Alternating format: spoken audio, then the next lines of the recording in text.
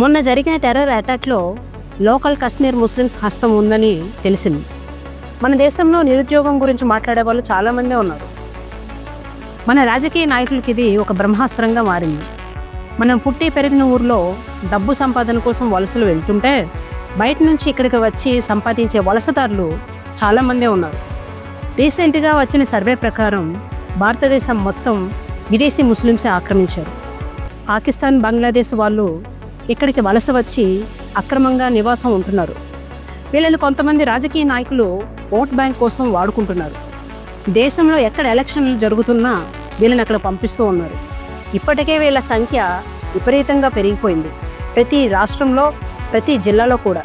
ఇలాగే వదిలేస్తే ప్రతి రాష్ట్రంలో కూడా ఒక ఓల్డ్ సిటీ తయారవుతుంది. తస్మాత్ జాగ్రత్త.